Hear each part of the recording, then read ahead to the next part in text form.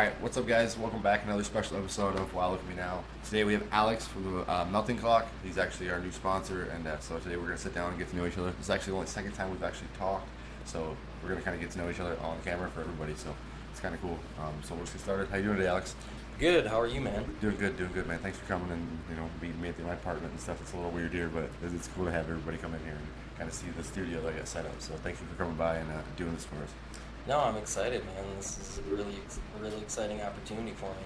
Oh yeah, and hopefully we can get you some views and stuff on your business and some more eyes. Sure. So we'll just start out first, kind of getting to know you. So where were you born? Where did you grow up? Sure. So I was born here in Rochester. Went to Mayo. Graduated in '07.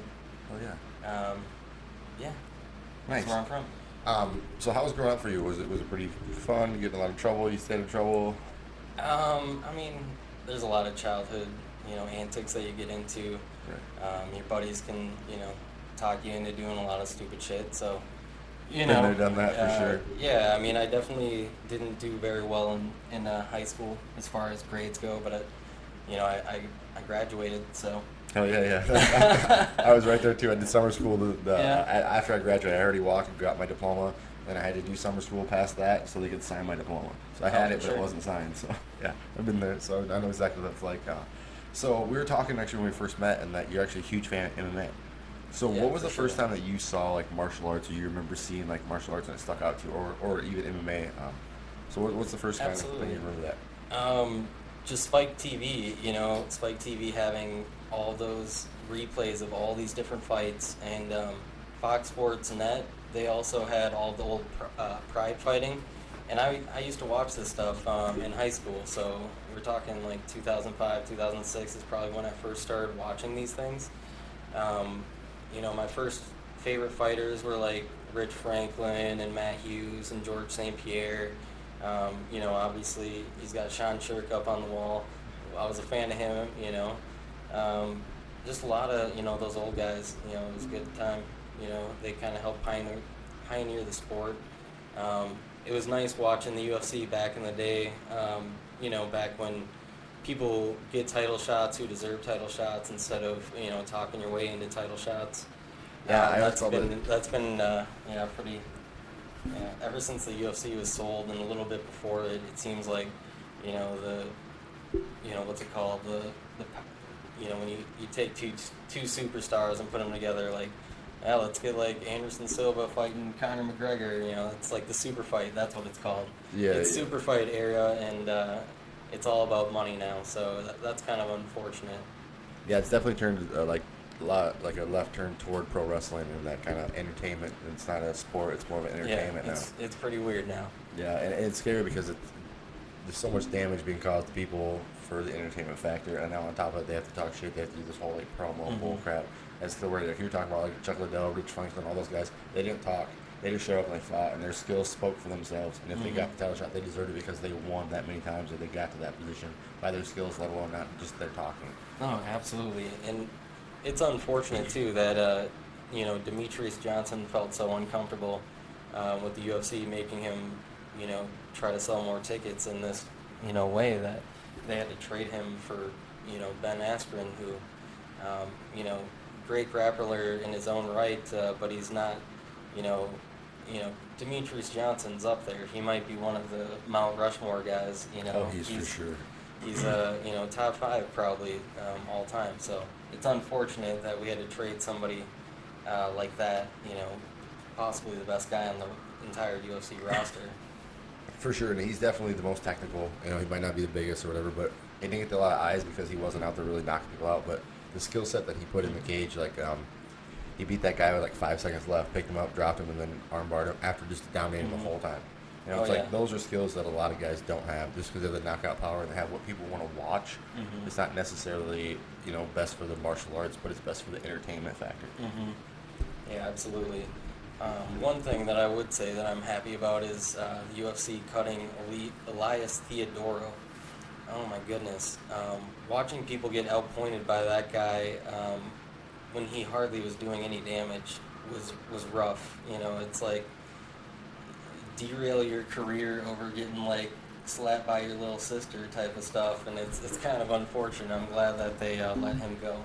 Yeah, he definitely wasn't the end all beat all guy, to be out No. there. And hopefully he gets a good career sticking with Invicta, doing their whole ring card guy or whatever they call it, ring card girl guy, whatever shit that he does. So Whatever he wants to do. I yeah, don't whatever. know. But yeah, definitely I fighting wish the wasn't best it. to him as a person, but And he it did wasn't have some success fun to- early in his career, but after that, he just became that boring guy. And he'd jump around and he had the stupidest style. He was never Yeah. entertaining for me at all. No, it was rough, man. It was rough. So let's see here. So MMA, that's basically when you first started watching. Was basically when I first started, and I first started fighting. I actually had my first fight in 2006. And so Nice. again, that was the heydays of MMA. That's when it drew so many people, and now you see a lot of like I was saying, the wrestling fans from like WWE coming over and kind of seeing the entertainment factor of it, which is nice to have more eyes on it. But again, it kind of gets away from that that core value of what we kind of fell in love to of MMA and now it's kind of getting washed out and muddled out with all these interim titles and all these people there's 15 champions in every weight class. Like it doesn't make sense. And then Conor Yeah. McGregor gets to fight at whatever fucking weight he wants. He gets to do whatever, it's like it's cool to bring eyes on the sport, but at the same time it takes away from that core value of what mixed martial arts really is. Oh yeah, I mean, I think, I think, I think the UFC and Bellator are probably going to lose, a lot of fans, because of that. And I do think that one fighting championship does have a lot of potential, even though it's an Asian organization. I do think, with streaming being what it is nowadays, you have to stream Bellator on DAZN and ESPN Plus for UFC, so I don't see why they couldn't, if they target, a UFC, an audience in the USA. I feel like, it's potential there. Yeah, I agree. They could definitely jump on that market and be like, hey, we'll just give it to you guys for free for the first year. We'll just stream it out for free. Because they're Right. making enough money in Asia, they could do it here for a year free, and then Oh, all of a sudden totally. people would be like, oh my god, it'd just be like Pride. Like Pride Right. blew the fuck up for how long, and then all of a sudden the UFC bought it and dismantled it because they were taking their fucking job basically. Most people were watching Pride than they were watching the UFC. Even the UFC had to send guys over to Pride to get the Pride eyes back on the UFC. Because they sent Chuck Liddell over there and a couple other guys. And it's one of those things where Bellator is following suit with the UFC. They're doing all these dumb pioneer fights is basically what they are, just like Mhm. old ass fighters who shouldn't even be fighting anymore, Oh, fighting yeah. still. Like, there's no way Chael Sonnen should be fighting. I understand give the guy respect, but at the end of the day, it's like he shouldn't be fighting. Like, especially Machida shouldn't be fighting either. Like, he had to leave the UFC. There's a reason. Like, if you're not at that top level anymore, don't keep going. 'Cause eventually, you're just gonna get yourself hurt. Right, and I don't know. I do believe in Bellator. I do think they are a pretty decent organization.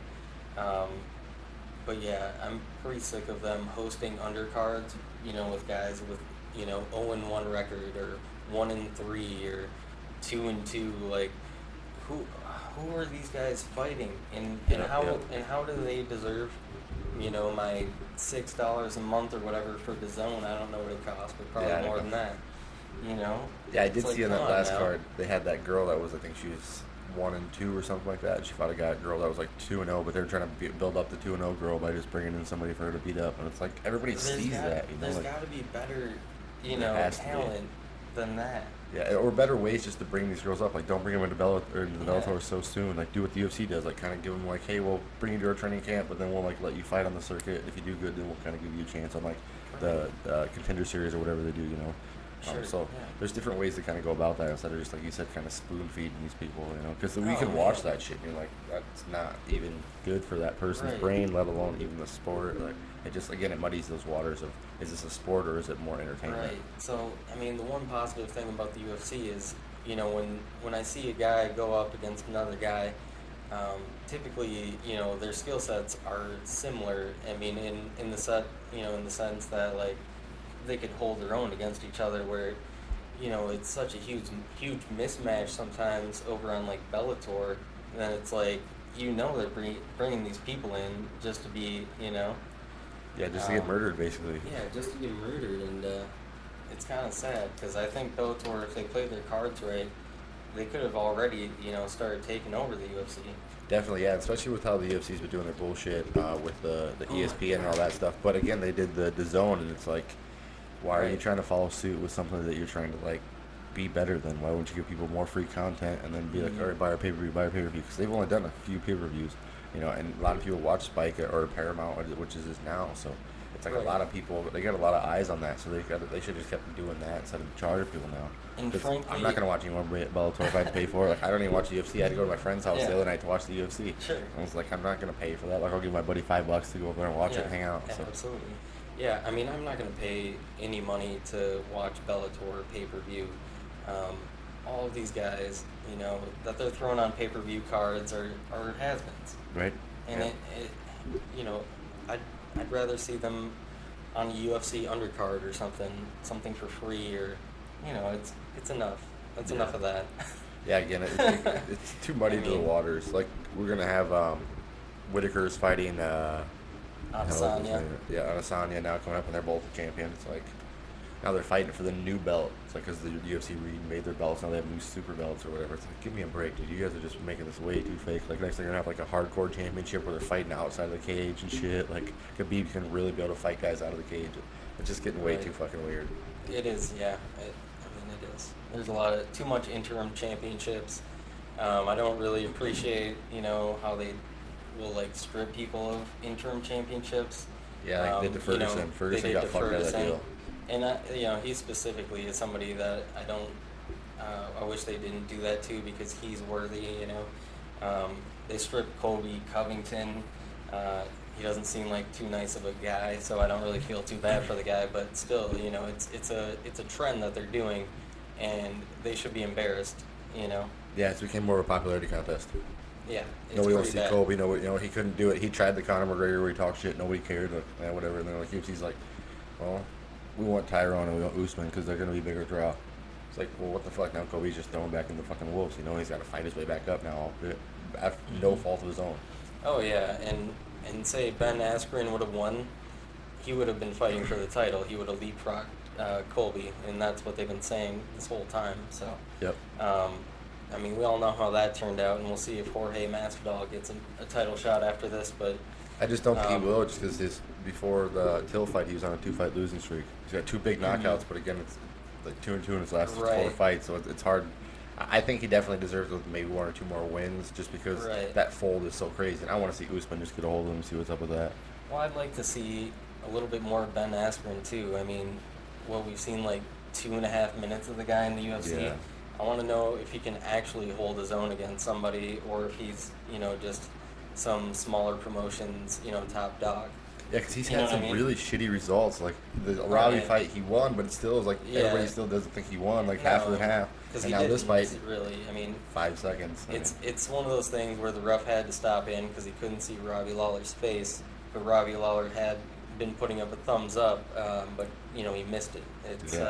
It's one of those unfortunate things.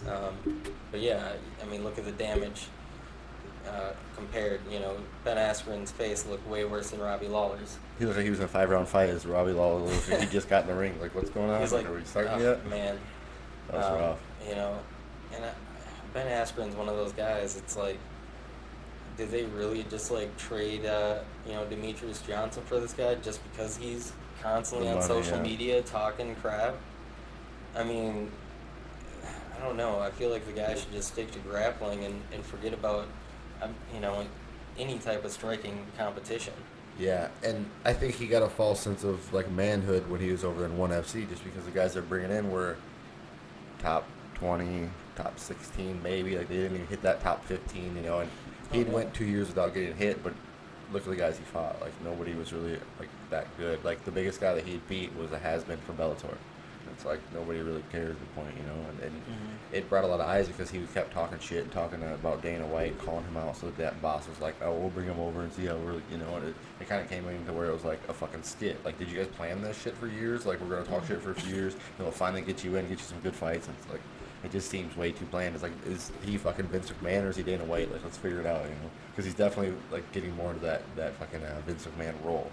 As to where it's like, oh, great fight, but you know we got to step it up, talk shit, blah, blah blah. Because I know I've talked to fighters that have been in the UFC that they've been told like, hey, like, you want another fight, like, you're on your last fight of your contract. You better talk as much shit as you can for this fight. If you want another one, you got to win and talk shit.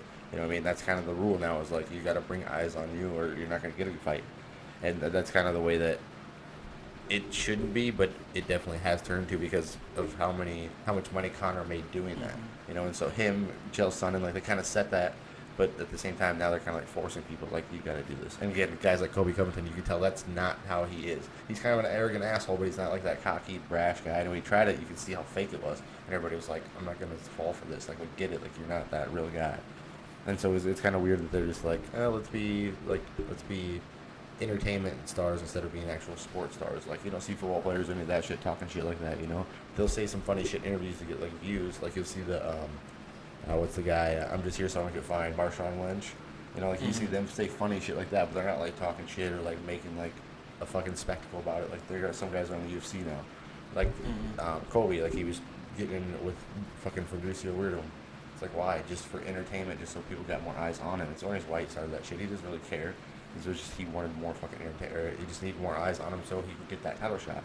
I got the title, and it was like, oh, you're the interim title, so it doesn't really matter. Now you can just get pushed away. You know, it's pretty unfortunate that he doesn't just get an immediate title shot. I mean, at least a match, you know, him versus Usman. I mean, I think Usman's going to win. But I still think that he should be next in line based on how many wins he has in a row. Yeah, In the, it's U- a compelling in the fight. UFC. Man. So, I mean, it could either be the most boring fight in the world, just two wrestlers just stalemating it out for 25 minutes, or you know, one of them could get smashed. Yeah, and I unfortunately I think that Kobe at this point would probably get smashed just because Usman's last fight was so dominant against Woodley. Yeah. Like, nobody's done that to Woodley ever, and it was crazy to see that from Usman to change that page from Ultimate Fighter to where he is now. It's like, holy shit, that's a scary guy. He's finally Yeah. coming into his own and figuring out what he is and how, you know, tough of a man he really is. So, and that mental strength in that guy is something other. I don't know if you heard about him on the Joe Rogan podcast, but listen to that guy. Just getting to know him, you're like, wow, this dude really is fucking tough. Like, talking about like all the wrestling he did and all the running and all the shit that he just puts himself through. You're like, that's why he's at the top right now. Because all those years of just beating fucking people up and getting his ass kicked, finally got to this point. And so it's cool to see that guy and kind of hear his story. But now I'm excited to see who he's going to fight next. But I think, who is he going to fight? Do they have a name yet for Usman? They're just kind of waiting. They're just going to be in the fold now. Right. So probably be, well, I mean, because I got to assume, you know, what Colby Covington's next fight's in August, right? I would assume so. Yeah, I'm not sure. Did he say something yet already? Yeah, I'm pretty sure. Well, it's against Robbie Lawler. Oh, it is Lawler. Yeah. Oh, okay. Did they Yeah. announce that? Yeah, I think that's happening like Okay. late August or something. So, say he, you know, wins that, I don't see why he wouldn't be next in line unless he, you know, injures himself to the point where he, you know, has to be put off, you Right. know, take some time off. So, I don't see why he wouldn't be. I don't know who else is going to fight for the title. Yeah, I don't know either. Nobody's really on a winning streak right now. Mastival, but I mean, Mastival's, I think, again, he has 1 or 2 fights away from that. You know, Santiago Ponzinibbio, he's won like 6 in a row, He's in there too. something like that. Yeah, again, though, that's one of those guys that nobody really knows. Nobody You know, knows that about the sucks. guy, and he's got really awesome striking. So, Yeah, it's one of those guys, again, that's underrated, and he just, unfortunately, because there's so many guys that people are talking about or care about, he just gets thrown in the fucking mix. You know, Right. he won't get his just due, or it'll be like the John Jones fight where they'll just start throwing guys at him that kind of like, do we really deserve this yet? But okay, we'll take the fight, obviously, like Anthony Smith and this Dos Santos, which who did really great against it, but at the same time, you could tell that there was that level of difference between the two fighters. yeah, I mean, with Thiago Santos, I mean, that was a really unfortunate situation where I hear he tore his ACL, MCL, and meniscus. Yeah, I heard everything, and basically his whole knee was fucked. And it kept Yeah. popping out. You could see it kind of dislocating Yeah, here I and saw there, that. and yeah, it was rough. He kept throwing it. He was really tough. I think, you know, it's unfortunate he's going to have to be out for a year and a half or something longer than that. But, I mean, if, say, John Jones runs through the entire division, I don't see why his first fight back wouldn't be John Jones. Right? Yep. He, if anything, John Jones looked pretty scared. Yeah, he had some tough moments in that fight. He knew Thiago Santos' power could put him out. So that was probably the first time I ever saw John Jones scared and just barely, outpoint the guy, even though he tore his entire knee. Yeah, and the way that John was kind of covering up and backing up, like, oh shit, with his hands up, like he Oh, knew yeah. that power was coming. And every Oh, time he yeah. got clipped, he was like, I did not fucking like this. And it was weird because John's leg was swelling up so big from the leg that he had hurt. It's like, and he kept kicking with that leg, kept kicking with that leg, and it's like he would just fucking. There's just no mental toughness that beats that. You know, like you cannot Right. get past that mental toughness. And again, he's one of those guys. Unfortunately, now he's going to be out for a year and a half, so he won't get the immediate rematch because John's going to have to stay active again. You know, so somebody else is going to get thrown in the fold and be like, who is it next? Like he's beat Gustafsson. Gustafsson's retired now. It's like he beat Anthony Smith. He beat Dos Santos. Like who's next? The Where's only he going? match is going to be Daniel Cormier, and if Daniel Cormier decides to retire after the Stipe match, then who else do you throw at him? I kind of got to let the guy take a little time off because nobody's really a top contender at this point. Right. I know they talk about guys like Brock Lesnar and stuff like that, but it's like that's just a freak show fight. That's one of those ones we're talking about. Like that's a super fight. Like Yeah. it's not really gonna, it's not gonna really build either one of those careers. It's gonna be like, oh yeah, remember that time he beat up Brock Lesnar? Like, there's obviously Brock Lesnar not coming back to fucking beat John Jones. Like we all know that. It's like we've always wanted John Jones to, be consistent and fight, 3 or 4 times a year, and he's finally doing it. But there's nobody to fight Nobody now. to beat. Yeah, he's beat them all. It's like it sucks. Yeah, He's put it's himself like- in a position where he's like, I kind of fucked myself now. Like, Yeah, who like, who's he do I gonna go fight? down? You can't go down to fucking 85. There's no way. I really,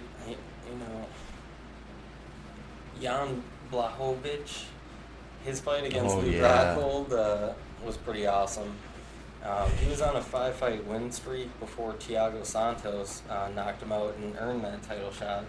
I got to imagine that guy's probably next in line if DC doesn't want to fight him. Yeah, because I mean, he put Rockhold to Yep, sleep. Rockhold, bad. he broke his jaw. jaw, Yeah, yeah.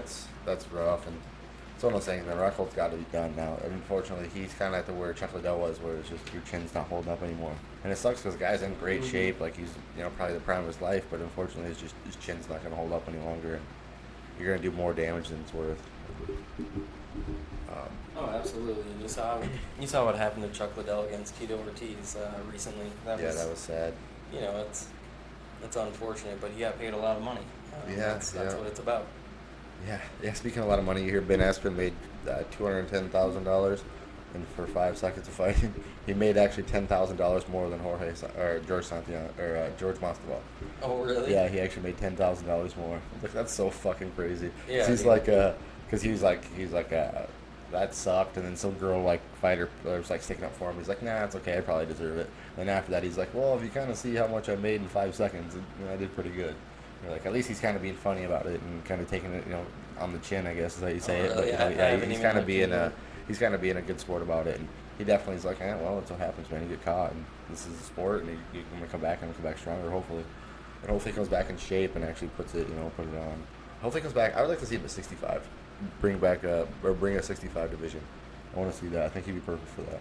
Yeah, it'd be interesting if they could mix it up with the 165 division. Yeah, because then Connor could go up there. We could have Nate Diaz. We could have Poirier. He's even asked about it. So there's a lot of guys that could fit right in that fold, and that'd be a good division to kind of throw at and not Basically kill the these fucking guys. smaller welterweights. Yeah, just not Yeah. kill a lot of these guys. A lot of these guys are cutting from welterweight or from 75 to 55, but it's still a lot of weight for them as to where they could cut from 80 and gain a little more muscle and come down to 65 and make it a little more easy on the body. It's kind of ridiculous that they go 125, 135, 145, 155, and then they go to 170. It should have always just been 155, 165, 175, 185. Yep.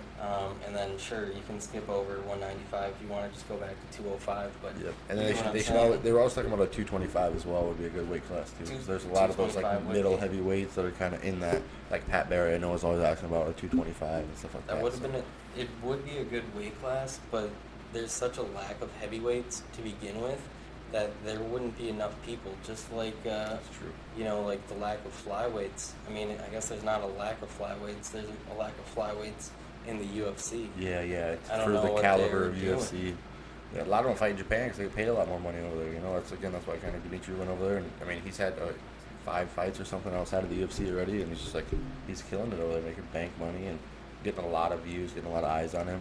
And lucky for him, though, he plays video games and stuff, so a lot of that Asian market follows him on a lot of the social media and shit like that, Yeah. watching him play video games. So Oh, yeah. he kind He of makes tapped a lot right of into money that. on Yeah. Twitch. Yeah, he tapped into a really good market there, I think. And so Smart. I think that was a really good idea for him. He was like, fuck, nobody cares about me in the UFC, then I want to go to Japan where people are going to love me and I'm going to have millions of people watching me and I'm going to make bank money doing this shit, but playing video games all day, So yeah, he definitely kind of lucked out, but I think a lot of people that didn't get to see him fight or didn't really pay attention to him missed out on what a great mixed martial artist looks like and what like the ideal mixed martial artist could be. Because obviously you have John Jones, but John Jones and him maybe technically are around the same, but it's kind of like the track record. Like Dimitri never got busted for steroids, never been in a wreck, never hit a pregnant lady in the car, took off. You know, like there's a lot of things that kind of hold John away from being that pound for pound best. And it's just kind of his reputation and his rap of not being such a great person, you know, when he was younger. So it kind of. And I was not impressed with this fight this past weekend either.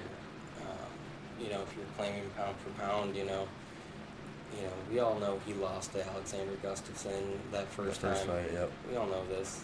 You know, it's just people would like to see an official loss on this guy's record. That's legitimate because, you know, one loss is to Matt Hamill, which is an illegitimate. He's beating the fucking hell out of that poor guy. And I see Dana White wanted to change that over, which you can't change it, dude. It's been like fucking 10 years. Like, you can't change that shit now. Like, right. Should have done it at the beginning, not now. We're like, what's going to tarnish his record? Like, the fuck do you mean it's going to tarnish his record? When he get beats up, he's going to get beat up eventually. Like, it's going to fucking happen. That's going to tarnish his record. Like, the Matt Hamill fight, everybody understands, like, yeah, he was young, he was going crazy, and elbowed him downward elbows, which are kind of a dumb fucking rule anyway. You know, if you at least are fans of martial arts, you kind of understand, like, it's not a real fucking good rule to have. Like, it's just one of those rules, like, you can't kick him in the wiener. Like, okay, you just need some more rules to actually make it look official, you know. And they're kind of, I think they're kind of looking for a rule, like, let's make it this. So you can do elbows, but you can't do a certain one where you put, you know.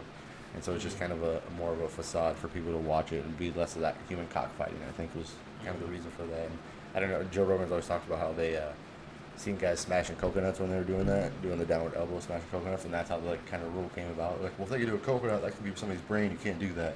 Oh, so, yeah. Like, oh, Jesus Christ, that's a fucking dumb rule, but all right, I'll go for it. So I mean, sure. downward elbows are, I mean, they're not as effective, I don't think, as a straight like elbow where you're putting your whole entire body into it and you're kind of throwing it like a punch. Like, it's so weird to think about the pressure and leverage of that. You know? Yeah, whenever you're doing this, it's not. It's effective. Yeah, it's so fucking different. It's so weird. And I've been elbowed in the head, and I know they fucking hurt. So it's like, no, let's do downward elbows only. Like only downward elbows. I'll take a lot more of those, and I can just regular fucking elbows, because those suck. And I've been cut, and they cut you so bad, dude. That's why bare knuckle boxing right now is so fucking dangerous. Just those guys are getting cut so bad. It's like your faces are never gonna look the fucking same after that, man. You're only gonna be able to do 3 bare knuckle fucking boxing match fights in your whole life. Then every time you get cut or you fucking run something across your face, and you're fucking ripped open. Because a lot of fighters like Nate Diaz, he had to have surgery actually to get the scar removed. And so like once you get a scar tissue, man, you're fucked basically. And you'll see guys like Artem now, like that guy's face is never gonna be the same after a couple of those fights. Like he's gonna just every time he gets in there, he's gonna bleed and cut. So suck. And bare knuckle FC was really exciting right away, and you could see like right away like everybody that was fighting, and it was super gung ho. They were putting all their effort into it, but then you see this past event that they had where Paulie Malignaggi fought Artem Lobov, and it was just a bunch of, almost all the fights were just a bunch of dancing around. You can tell people are, you know, they're realizing now in that sport that even though they're getting paid, you know, $100,000, it might not be the best call to take all that damage. Yeah, because I don't think I've seen nothing was better. Nothing was better than Artem Lobov versus Jason Knight. That was a phenomenal fight. And that's one of those things again where their faces are never gonna be the same, man. For those sure. guys, like that fucking cut across McKnight's fucking face. I was like, oh my god, that poor guy, dude. You can tell they just super glued him back together. I was like, dude, that is not good. He looks like Frankenstein. Like, that is horrible. Yeah. And that stuff, like again, that's not good for your brain. So imagine if your face is taking that damage. Imagine what your brain is taking too. You know, and those two went at it, dude. That was like a dogfight. That was crazy. Those two were made for that specific, organization. I don't think they could have become champions in mixed martial arts. Yeah, I agree. Their ground game just isn't good enough to be champion. Yeah, I agree with that. Yeah, that bare knuckle boxing, I'm a little worried about that and how it kind of picked up, but again, you can kind of see it slowly dying out already. So yeah, sucks, you can tell those guys are like, I don't know if I should be doing this. Yeah, and they got guys like Chris Liebens fighting that. He just fought. Cochran, what's his name? Dakota. Cochran, yeah. Yeah, So that that's a fight. weird fight. Yeah, that fight was, yeah, similar. It wasn't as bad as the Artem fight, but it Yeah. wasn't very eventful. No, and it's just Um, two washed up guys, man, just trying to make money, like getting brain Mhm. damage still. It's like, God, you guys got to find something new. Go teach Yeah. people to do something, like that's rough. Right. The bare knuckle fight Chris Lieben had against Justin Baseman, that was a good, 30 seconds of uppercuts to the face. Yeah, where he's just holding and Yeah. beating that poor guy. Yeah, that.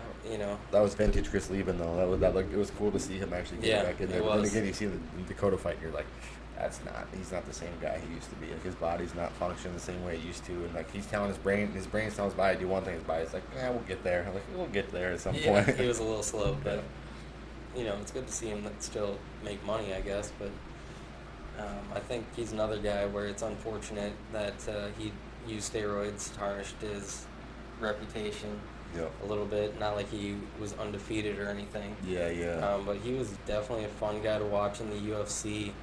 I loved watching him. Anybody that comes forward, just completely relentless pressure and punch and get punched. Those are my type of guys. Like I really enjoy watching Justin Gaethje. I've been talking to people about it. I think he's a really fun guy to watch. I don't know if he's necessarily going to be champion, but I also don't necessarily believe he couldn't be champion in the UFC. Anything can happen. Definitely. Even You get there a couple right fights, and he's right in line for that title. Just because Right. again, that's one of those weight classes kind of muddled up. If you really stand out, a couple fights, people are like, yeah, we don't care about anybody else. Like we want to see Gaethje fight again because he just goes out and tries to kill fucking people for 15 fucking minutes. It's Oh, like we yeah. want to see him try to kill somebody for 25 now. And he's one of those guys that unfortunately he lost I think it was his first two fights in the UFC, but now he's kind of coming back and he's got some big fucking knockouts his last two fights. right. Just putting people to sleep again. And they kind of see like, oh, that's why they brought him back to the UFC. We know now. And so it's kind of, I think he's kind of working his way back up slowly. And I definitely want to see him take a step up again and kind of go against somebody who's, that top 5 division and see where he stands. Because the guy can wrestle, which is the weirdest thing ever. Is like he's a really good fucking wrestler, but he hates wrestling and fights. He just wants to beat people up. And it's like, okay, like I get it, but he's like the best leg kicker in MMA. Like he's like top 3 for sure. Like under Jose Aldo and the guy he just beat. Edson Barboza. Edson Barboza, yeah, like top 3 leg kickers in MMA. And it's like, why aren't you kicking people's legs? Like, why aren't you trying to chop people down like you used to, like before you came to the UFC? Now it's one of those things where he's got to be so eventful and so relevant that he's going out there to put himself on the line, and it's kind of not really paying off for him at this point. He's in a weird spot too, where he's higher ranked than a lot of guys, because he is ranked like number 4 or 5. But the guys that he has to wait, he has to wait for, Khabib versus Poirier. He has to wait for Ferguson. And the other guy who's technically ranked ahead of him is Conor McGregor. Yeah. And Conor McGregor is not fighting. And you think Conor McGregor wants to go up against Justin Gaethje? Right, yeah, no Conor way. Hell no, McGregor- he would never take that fight. Conor McGregor does not want to get hurt at this point. No. I would imagine his face would be much more valuable to him than another, whatever the UFC pays him. For sure, yeah. And And if he's smart, he could stick it out and get another boxing match or do something where he gets a bunch of money for just doing nothing, basically, Because the Yeah. Floyd fight, like, he didn't really take a lot of damage. Floyd just let him kind of punch his gloves till he got tired, and Floyd just punched him in the body a couple times. Like, all right, I'm going to go down. That's good. Mm-hmm. You got me, Chief. And it was like, he made a fucking couple $1 million doing that shit. Like, Oh, why would he wait for that? Again, that's the same with the Diaz brothers. Like, they wait for the big money, and Nick's the one to prove that. Like, he's waited for the big fights, and he's got them. And he's sitting well in his life right now where he doesn't have to get punched in the face all the time. So Nate Diaz is fighting Anthony Pettis. Oh, yeah, I did see So he's that. finally coming back, 170. So yeah, I think Nate Diaz is going to stick at 170 unless That'd be they a good weight do class for that him. 165 weight class. That'd be again, another guy that'd be Yeah. perfect for that weight class. Yep, exactly. And he'd be tall for that weight class, and still skinny, kind of small for the weight class, but super tall. Like it's such a good fucking weight class, and he'd bring back. Oh yeah, it's definitely a good weight class. Kevin Lee, Rafael Dos Anjos, guys like that, definitely. Yeah, there's a lot of guys that could fit there and would stop killing themselves. And you see it too, like you just said his name, goddammit, Kevin Lee. Like that guy cuts a lot of weight. Like you can tell that guy's killing himself to get 55. But again, Well, he's you too know, he small to fought- be at 70. He did just fight at 70. It was his actually. last fight at 70? Yeah, he fight Rafael Dos Anjos at At 170. 70? Okay, it was at 70. Yeah, he did not win. No, yeah, I didn't think he did. He actually gassed. Did he? At 170? Yeah. Huh. That was his problem. 155 is his gas tank. He actually had the same problem at 170. So he Might needs not be to a weight issue. It might be a he needs fucking to fix ethic something issue. with the way he's training, I guess. Yeah, he's got to work a little harder or do some more conditioning, something, and more endurance or something, man. 'Cause- And but again, he's a guy like just- Dos Anjos, that's a hard guy to go, 3 rounds with. That guy's pushing the pace, and especially the last 5 or 6 years, he's really stepped it up in his game. Yeah, he's really good. He's a really good fighter. Hell yeah! All right, buddy. Well, let's see. What do we got on the list here? We already talked about. We already got everything covered already. Were there any fights besides the fights we talked about that stuck out to you this weekend? Let me think about it a little bit. I got the one I know. I gotta see his name. God, it was a huge knockout. Perez got knocked out by yes, that's exactly Dong. what I got it. Song Yadong. Yeah, Yadong. There you Yeah, go. there Yeah, you that go. was a good fucking fight, man. He put him out, and that kid hits so hard. The Asian dude hits so hard, man. Yeah, that he was does. that was the one that was like, oh damn, okay. Because I actually picked Perez. I was like, Perez has got this. Next thing I was like, oh fuck. All right, Oh yeah, you all can right, see all right. he's just this guy's really similar to the Korean Zombie, especially the Korean Zombie in his last fight. That was impressive. Yeah, he came out and threw down, man. It's good to see him back and showing his old self again. Yeah. I mean, he was winning that Yair Rodriguez fight as well until the last second. You got that elbow, yeah. Which is That was did he get knockout of the year for that elbow, or? I think you got to. Yeah, I think don't he know. did. I think he did get that, if I'm not mistaken. Yeah, I don't pay attention to the awards, but I'm sure Yeah, I know That- he was, that he was was up epic. for it for sure. So yeah, that was a wild one. it was epic. I had to show my wife, and she wasn't as impressed. But Yeah. she doesn't care. But I was like, watch this. It's amazing. This guy wins 24 minutes, and then boom, he loses. Yeah. Like She's like, why'd you make me watch this? Like, come on, man. I'm like, sorry. I thought Yeah, it that was- Yadong though, that I guy thought it was came epic. out. Dude, I did too, man. It was like the Yeah. Anderson Silva back elbow when I first came out. I was like, oh my god, Yeah. everybody's gotta watch this shit. Nobody Yeah. cares. Like you guys Yeah. don't understand what the fucking skill in that is and how hard it is to time that shit. I am really excited about Song Yadong. Yeah, dude, that dude is gonna be huge. Mhm. I think if he keeps going, man, and dude's in fucking shape, man. When he Song flexed, Yadong. I was like, oh Jesus, this guy is fucking ripped on top of it, man. 135. He's looking good. And he hits, dude. He's got to be one of the hardest hitting 135ers for sure. Dude. Oh yeah, I For mean, sure. especially since they released John Lineker too. Yep. Which, good. Which is- I feel bad for Rob Font. That sucks. Oh, Like 2 yeah. days before, day before the fight, they end up he ended up not making weight or whatever it was again, passing out or something. I don't know exactly what happened with him, but Oh. yeah, but he didn't make weight right before his fight, and that's why they cut him. So Oh. and I think he's missed weight 5 or 6, maybe 7 different times in the UFC. Because Yeah, he was a usually it was 25er, they made him 25. go to 35. Now he's missing at 35. And they're like, what the fuck, dude? Like, how do you keep going up in weight and missing fucking weight? He It's was like the just Anthony Johnson. complaining about not getting enough fights, Really? and they offered him this fight, and he didn't make weight. Is what you're telling Yeah, me? yep. Sounds like he didn't make weight. That's why they Okay. cut him. Yeah, because he's Okay. fighting Rob Font, which is I have our jiu-jitsu coach. The guy got him his black belt. The guy that he sends all those guys out to Colorado actually trains Rob Font out at Factory X.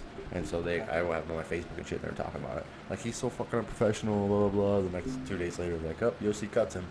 I was like, "Yeah, dude, that sucks, man." But you keep fucking people out of money like that because, no doubt, if Rob Font would have won or lost, he would have made a bunch of fucking more money than he did during that fight. He would have made more sponsor money, more money for showing up and fighting. Could have So- probably been a fight of the night. So what happens to these fighters? I mean, say somebody doesn't make weight or doesn't, passes out like that, and Yep. they can't even fight. I mean, you're just as a fighter, you make $0. Yeah, you don't get anything. That's just so unfortunate. Yeah, it is. And You spend so much time training, and you would imagine that the person that you're going against is meant for your weight division, so they should be able to make this weight Right. cut, and then you're just screwed out of money. Yeah. And I that's- think how the that's UFC the does it livelihood. is, if I'm not mistaken, I think the UFC will give the people So if me and you were fighting, you missed weight, they'd give me my show money, but I wouldn't get anything on top of that. And every now and then, like they'll give it, like if it's a big enough fight and the guy really fucks up, they'll give you your show and your win money, which is pretty rare. But like on the local circuit or like Bellator or anything like that, they're not gonna give you your fucking money. Like, they won't give you your show money. They're just like, sorry, boss. And then your sponsors are like, well, we paid you fucking 30 grand. You're not even fighting. Like, how do we get our endorsement back for that? And it's like, so it kind of fucks everybody over. That's why it's good to see Lineker get cut because, like I said, 5, 6, 7 different fucking times. Like, you should have cut after the third time. Like, definitely after the second time. Like, hey, man, one more time, you're fucking out of here. All right, I get he's exciting, but if you can't be professional, you can't be in the. And that's the thing too, is over this many years of cutting weight, like you haven't got it down yet, you haven't figured it out, and you went up another 10 weight or like another 10 pounds, like it just shows his. That tall. No, yeah, it just shows his unprofessionalism and how much he really doesn't care, or his just doesn't have the control over his body to not eat or whatever it is, because a lot of times it's just what it is. It's mental toughness, man. You gotta get those days where you're fucking hungry and you're like, well, I can drink some water and spit it out. Like that's about all I got today, and it sucks. But at the end of the day, like if you want to be a fighter and be at the top of the level, you got to be able to take those sacrifices and make those moves. And apparently, he wasn't, willing to do that sacrifices that everybody else is willing to do. Because there's bigger guys than him that cut the weight and make the weight. Like Rob Font's probably 2 or 3 inches taller than him. He's a little skinnier, but at the same time, it's like that still evens out. He still made the weight, and he still showed up on fucking like a professional. And like if you miss weight for your amateur fights, cool. But once you become a professional, and then you especially get to the fucking UFC, like they shouldn't even give you one time. Like the first time you miss weight, like you're out of here, dude. Like this is fucking bullshit. So one fight that we forgot to talk about is the Holly Holm versus Amanda Nunes fight. Yep. I saw that coming, to be honest. I thought that was going to happen. And you slowly see it in the fight coming. I seen her setting it up when she kept missing and stepping to the side of that oblique kick. I seen it coming. I was like, oh shit, here it comes. What I thought though, it was going to be a kick to the body, and then she would catch her with that overhand right at the end. So I thought she was going to time it, but I didn't see it going to the head for sure. And then all of a sudden, bam! I was like, oh, there it is. And then you watch it, and I was like, yeah, she kept missing that. Every time she missed it, she'd counter her. Every time she missed it, and she was waiting for that oblique kick. Which, if you noticed, she was throwing her oblique kick with her lead leg, but John Jones on his fight, he was throwing his back leg because it's harder to get countered. And so you can tell that there's like a difference in elite striking there, just in the same camp, even seeing the mistakes that Holly made over what John made. And the same kick, but just different legs. And again, if you miss that front leg, it comes right down to the same spot, and that leaves you perfect. That kick, back leg, you can just come right back to yourself. So it was kind of interesting to see this different styles from the same camp and be like, well, why wouldn't they tell Holly not to fucking make that same mistake? Like John knows it, obviously. She fucking should too then.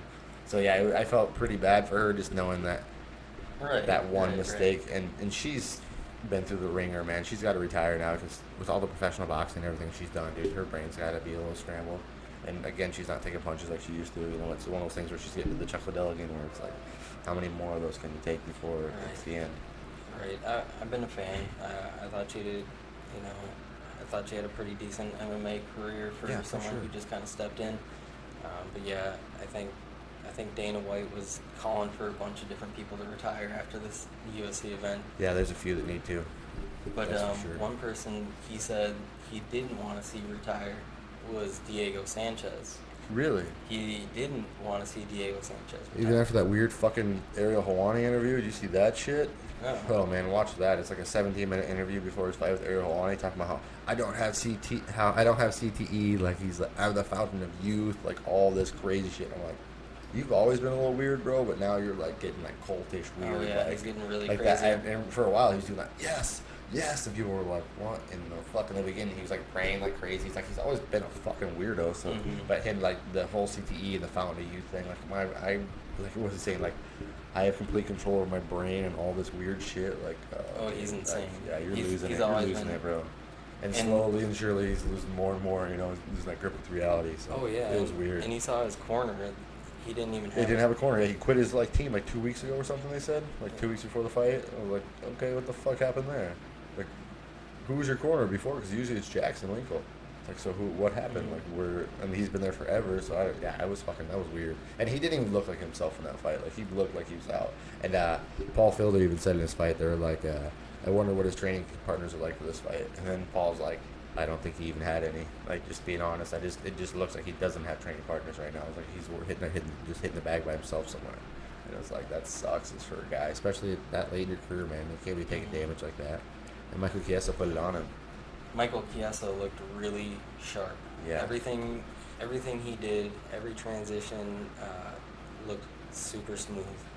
Yeah, it was a very It was good fight. nice. I've always been a big fan of his too from the Ultimate Fighter, so it's good to see him kind of flourishing. And he's had his ups and downs, and again, it's one of those guys that seems like he's finally coming into his own and really figuring out what he's about and how to really implant his And he's game won on everybody. so many fights in a row. The only one that he lost was that one where he claimed that he wasn't Wasn't out. tapping, yeah. Or wasn't tapping to To Kevin Lee. Kevin Lee, yep. And yeah, I mean, he just handled Carlos Condit. Which was a huge fight, man. Carlos was supposed to Yeah. come back, make his big comeback, and he Is wasn't that- having any of that. Yeah. Carlos Condit, man. I was just talking with another guy, totally unfortunate that they gave GSP the win against him. Yep. I mean, he definitely beat GSP. We were talking how Johnny Hendricks definitely beat GSP, and It's one of those things that one they of those say you gotta things. like It's beat sad. the champ to be the champ, and it's like they fucking beat the champ for 5 fucking rounds. Like, how does he not? It's like, well, they Yeah. didn't finish him. Like, Right. you can't finish fucking everybody, especially at that level. And a guy like George St. Pierre, like, you're not gonna finish that guy. You're gonna outpoint that guy, and like everybody did. Like, it sucks so Mhm. bad, dude. I felt so bad for him. I feel bad because Carlos Condit. He deserved it. Sure, he was WEC welterweight champion, but that does not mean as much as UFC welterweight champion. No. And he definitely deserved to be the champion, at least for that night. 100%. Maybe he wouldn't have defended his belt and beat whoever the next guy up was, but he did beat George St. Pierre. For sure. And so did Johnny Hendricks. I agree. I think Johnny even Yeah. beat him a little more decisively than Carlos did, just because of how beat up Yeah. his face was at the end of the fight. And Totally. I mean, then he took off the time, like, because he knew he was hurt and he's concussed, and he knew he lost that fight. And again, it's one of those things where it was like, but it's George St. Pierre. Did you really beat him? It's like, yeah, did you see his face? Look at Johnny Hendricks. He looks perfectly fine. Like, he looked like he just walked out to the fight. Like, George St. Pierre was like he'd been hitting with a fucking bat for an hour. Like, it's fucked Mhm. up. Like, and it's, again, politics. Like, Yep. that's what it came down to, is everybody would pay more money to see George St. Pierre than they would Johnny Hendricks. So why would you give it to fucking George St. Pierre? Johnny Hendricks. Yep, once again, Henry Cejudo did not beat Demetrius Johnson. He won 2 rounds. That's such a fucking Demetrius stupid Johnson fight, was too, on his man. way out of the UFC, and the They UFC had to have paid the judges or something. I don't know why or what, but they They wanted wanted to him tarnish out. that at the end, too. They wanted him out. Yeah, so I watched that fight. Demetrius Johnson won 3 out of the 5 rounds for sure. That's 100%. Yeah, I think, he definitely lost 2 rounds, but he definitely won. And there was, like, I think it was the 4th round that was close, but again, like, he edged that round out. He edged that. There's, like, there's no way he didn't edge that round out. Like, it's so tough, man. Another It makes you decision hate judges. that was crazy. Darren Till versus Stephen Thompson. Oh, yeah. They Yep. said it was like 49-46 Till, but from what I remember, Till won 1 round for sure, maybe 2, and Yeah, Wonder Boy was peppering him a lot. that Kicking was that leg. that was another thing. It was the UFC was setting that up so he could get a title shot because they were bored of Stephen Thompson getting title shots. And bored of him fighting and picking guys apart for 25 minutes and then being like, okay. And then drawing Yeah. with it's like, that sucks. And unfortunately, they're more into the entertainment factor than they are the actual factor of who's the better martial artist, who can point fight, because again, he's a karate fighter and he did exactly what he's best at. He point fighted the whole fight and kept away from the danger, stuck him, like every now and then he got caught with a good punch, but it wasn't enough to like, To say he lost, especially that round. like you said, 49-46. Like, there's no way, man. Right. Maybe 48-47, maybe, Right. like, if you're fucking lucky. Like, that's, Yeah, and I then don't know. you go and see what happens. Darren Till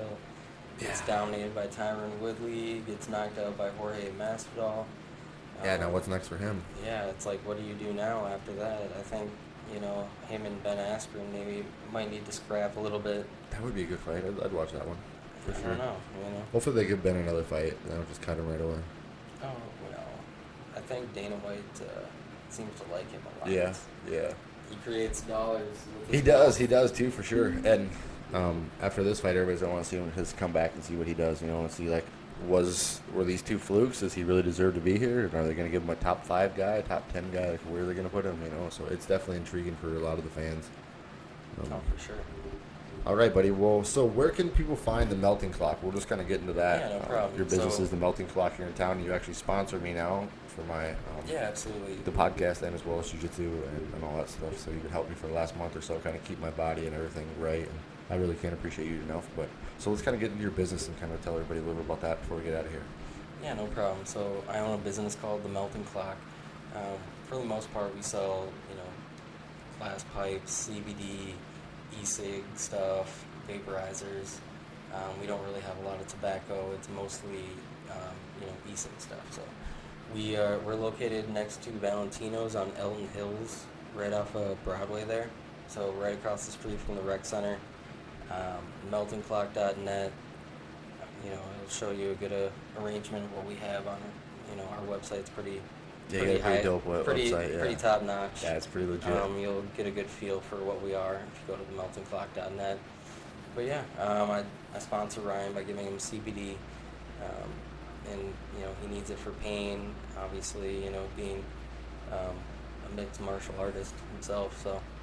Yeah, it's one of those things that definitely helped me, with the sore muscles and waking up. And then, like I said, the ones that we use for sleep, and like some days I come home from the gym and I'm just like beat up. I'm like, oh my god, dude! Like, I feel just laying here like my neck is fucking sore, and it's like I can take a couple hits off that CBD. And again, I like to smoke it just because I think that's the fastest way for me to work. And once I smoke it, I can just sit down and next thing you know, I'm watching TV and I'm like, oh, I fucking feel great. And I'm starting to fall asleep. Like, oh fuck, I gotta go to bed. I gotta go to bed or I wake up with a neck kinked, But it's one of those things that before it was like, do I rub icy hot on my back? Do I take fucking ibuprofen? It's like, what do I do? Or do I do both? And now it's just like, this is just one thing. And it took maybe a week for it to really start feeling the effects. And I was like, oh shit, like I rolled really hard last night, but I feel great today. Like that's weird. Yeah. I get people all the time.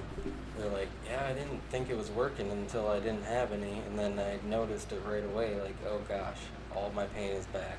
Yeah. And I've been feeling it in my hand the last week or so since I've kind of been slowing down. Actually, run out of it. So I was like, oh shit, we gotta kind of slow down and make sure that we make it last. So yeah, it's something that definitely. And again, it's one of those things like, wow, like I can't believe how much it's actually happening or helping me. And it's one of those things like we did it. Totally help too. The topicals do as well. Topicals help phenomenal. I mean, if you want instant relief, the topicals, you don't have to, get into a habit of like ingesting a little bit per day. Like when you take tinctures, pills, gummies, or the vapables, if you kind of use that like medicine, you'll use it like once in the morning, once at night.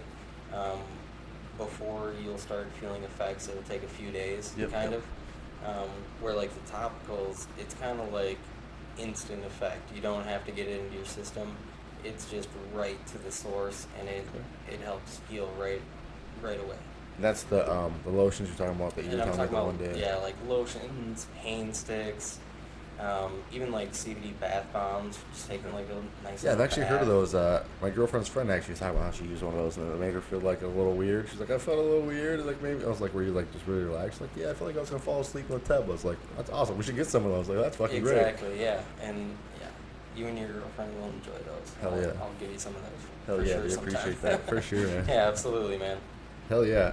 And again, that is the Melting Clock here in Rochester. And again, all my sponsors are here locally in Rochester just because, it's a community that I give back to and it gives back to me. So that's kind of the idea of this whole podcast is hopefully we can bring more attention to the people here in town and, blow up together as, we're all kind of entrepreneurs. Right, and we'll, give a special shout out to Chris DeWord of Gone Yeah, for he's on bringing us together. Yeah, and he's the one that made this super sweet banner for us with all of our logos on it, which is sick. He's always, treated me super nice. He's probably the nicest person I've ever met. I don't know. The guy's just a real good guy, and I hope he gets more business from anybody who wants any clothing or, any type of merchandise with your logo on it. Or if you want to buy his stuff, he has his own clothing line. Buy some of that stuff. For sure, definitely. Yeah, and Chris he's one of those guys that, again, it's one of those things where he's never said no to me. He was like, I'll figure it out. I can figure it out. Let me look into it. I think I can get it done. You're like, all right, dude. Like, I just threw an idea at him. He's like, no, we'll figure it out. We'll get it. All right, let me talk about it. Like this banner. I just like, hey man, I'm trying to get a banner made. He's like, I'll send you a link later. Within like a half hour, you already had this up. I was like, well, can we add some logos to the side of it? He's like, perfect. Just let me know what you need. For a guy with no graphic design training, he does a pretty good job with graphic design. He kills it. He fucking kills it. Like these logos, man. Like he made like this precision detail logo here. He adds all that yellow, the shine to it, so it looks chrome. Oh, like he yeah. makes all this shit look Oh yeah, legit. this dude. is all. Yeah, he These made aren't my everything colors. yellow. He did Yeah, this. yep. Oh, Just yeah. custom made it all just for the background here, which is Mhm. legit, dude. And he had this shit done like I said within like a half hour. Like he was so excited to work on it. And I was like, all right, yeah, I'll get it back to you. So by the time I basically got home, he was like, here you go, son. What do you think? He sent me like 2 different ones. I was like, Oh, yeah, oh, he's fuck, dude, legit. you're on your shit today. And again, Oh, yeah. he does coolies. He does fucking stickers. He does fucking business cards. What was he telling me the other day? Bandanas. He'll do basically anything you can get a Anything. logo on. He will fucking do, and which is amazing. Again, that's Gone Clothing. You can find him on Facebook, Instagram, and he's a guy that he makes your shirts. He makes my shirts. He's done basically everything that you see. He made the If you little do flyer need for some you of as his well. clothing, I do actually have some of the Gone Clothing merchandise at the Melting Clock. So Yeah, you can actually stop in there and check out. Do a little 2-for-1. Support Chris and the I Melting think Clock all I in think one, his so. T-shirts are going for $20. So Perfect. Hell yeah, that's awesome.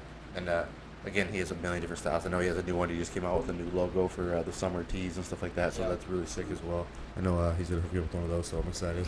Oh, yeah. I'm looking forward to one of those. yeah, man. But like I said, such a good dude. Yeah, and I If actually anybody sent has the any money, give it to him.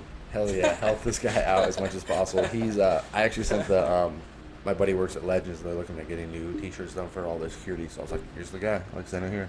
Mhm. This is what you do. So hopefully they get a hold of him. And Chris, if you're hearing this, hopefully get a hold of Legends. They're looking for you. They need new shirts. So I was like, hell yeah. And I'm actually trying to get there's a walk for epilepsy that a girl in my gym, she has epilepsy, and her family does a walk every year in August, and so they're actually going to probably get a hold of him for all their teachers as well. I was talking, and that's the precision detailing guy as well. They're going to get a hold of him, and I'm trying to keep everybody local, man, just make everybody work together. So hopefully it works out to where we can all keep this little net and we all grow together. So Yeah, it's that's pretty the idea. exciting. We're at this point in Rochester where we're kind of like the adults now, and all the older people who have kind of made it, they're starting to finally retire, and we kind of have a weird little community of young entrepreneurs going on. Yeah, it's awesome, and I didn't even It's know that there was a awesome, and group there's like that. There's a small community of us that are all kind of around, Yeah. 30ish or whatever, that all kind of have businesses and work together. So Yeah, and it's awesome. And again, I mean, I got from one of my buddies I do privates with. I got Chris's name from Chris. I got your name. You know what I mean? And then now it's all one big net. And I gave Chris's name to Precision Detailing to make sure they all work together. And so it's like I'm trying to keep this big net and watch us all grow together. And again, like you said, it's like it's our I've gotten time. so We much finally get a support time from the now. community too. I mean, everybody that supported me back when the store started. I had nothing. The store didn't look very good, but just people being nice And and believing in you and what and your believing idea was. Yeah, believing in my vision, and that helped a lot. Yeah, So, and to see where you're at now, like you're saying, you started so small, and now where you're huge, you're selling, frisbee discs, you sell all kinds of stuff, and you're kind of switching out of some stuff now, trying some new different stuff, and it's one of those things it's where different now. We have to kind of transition our target market to a Yeah. little bit older generation again. Yeah, with the 21-year-old band Yeah, here, and exactly, with tobacco so- now in Rochester. So that's something I didn't even know that was happening. I knew it happened in a different state as well, but I didn't know that it happened here in Olmsted. So Yep. So Olmsted's one of, I don't know, we're probably like the fifth or sixth different city or county that's done this. Minneapolis, I know, has for sure done it. Okay. Austin, I think. Albert Lee and Mankato. I think one of the ones way up north, like St. Cloud or Okay, Duluth, okay. one of the two maybe. Something like that. So it's spreading. With basically with full-blown marijuana legalization in a state, you'll typically see the tobacco age go up to 21, and I think that's kind of what we can hope for here. it's kind of what they're Um, pushing toward. I hope so, because if you look at any state that's legal, they're also tobacco 21. So, yeah, I think Slowly making steps toward that. if I want to put a positive spin on this, That's your positive spin. that's my positive spin. Otherwise, it's been affected. It's been affecting my business pretty negatively. So Yeah, unfortunately. And again, hopefully it's one of those things. unfortunately, Yeah, it's one of those yeah. things that hopefully now it's negative, but eventually it becomes positive, where you kind of blow Right. up from the aftermath of what it's all going to turn out to be. Right, And again, it's one of those things. hopefully- Unfortunately, you got to jump through the hoops until you can actually get your piece of the pie. So Yep. I wish you the best. And again, if you guys are 21 and you're looking for any kind of, vape, anything tobacco related, any of that shit, go ahead and go to the Melting Clock, get a hold of him. He'll be able to help you out with any of your stuff, especially CBD, any of that stuff. You guys have such a biggest damn, like, assortment of stuff. You were telling me all the stuff you had the one day, and I was like, I'm lost. Like, I don't know what the hell half this stuff even is, man. Yeah, most people come in and they go, so what kind of CBD do you have? And I'm like, what do you want? Like, Like, what is your idea? like, please, like, just tell me what you would like, you know? I've got everything that you could really want. Oh yeah, and I didn't realize it was such a science. Like, and then I've seen like a lot of the UFC fighters and a lot of guys that I actually like compete against and compete with have been get CBD sponsors. Before I even thought about it, I was like, the fuck? So I started asking a couple of them, like, dude, that works great. Like, try it out. And so we were kind of trying it here. We were doing the drops with tinctures, and we were just like, yeah, it works, but I really want to try something different. That's when I kind of got a hold of you, and it's been a blessing in disguise, man. It's been so amazing since I've started. Like, and again, it's only been a month, and I can feel the difference already.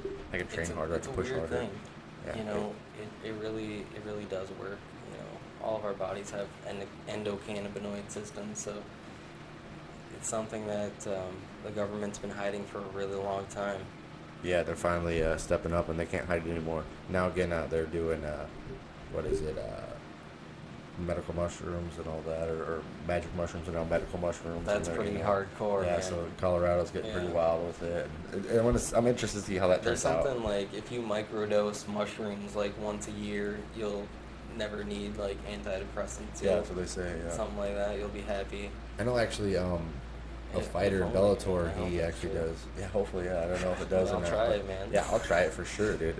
But there's a fighter in Bellator. God damn it, Joe. God damn it, what is his last name?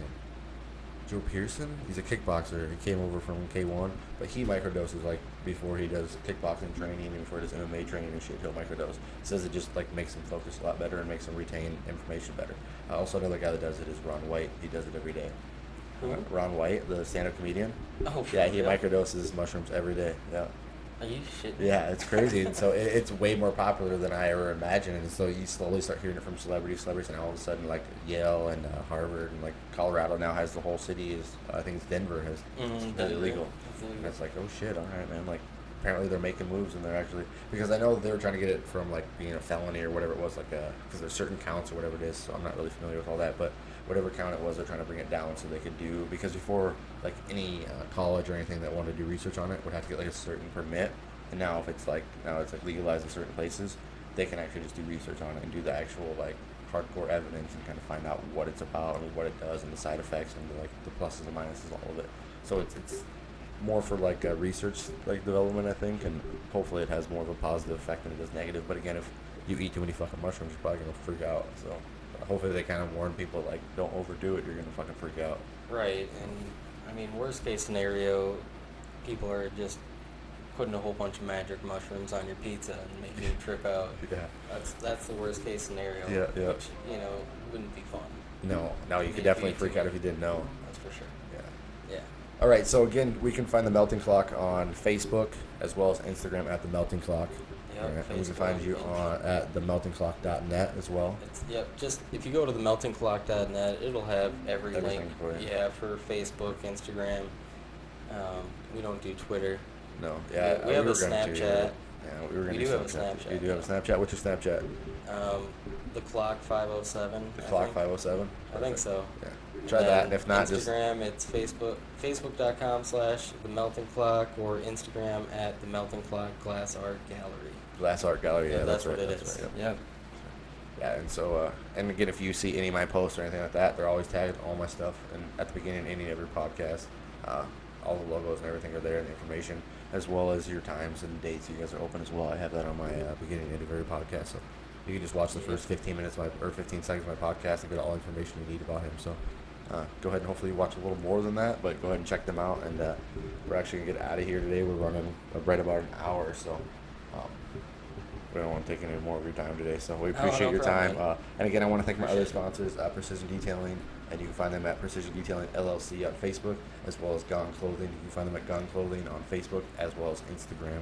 And of course, thank you, Alex, for being my CBD sponsor and helping me out. man. Thanks And a again, lot. the Melting Clock, check them out and definitely, Thanks for having me. for sure, follow them on Instagram and give them a like on Facebook as well. And then follow him on Snapchat because I don't actually have Snapchat right now, but we're thinking about getting one. But I just don't take enough pictures, so I'm trying to figure out the happy medium for that whole thing. So Honestly, it's the most popular thing for teenagers nowadays. It's their way that they communicate.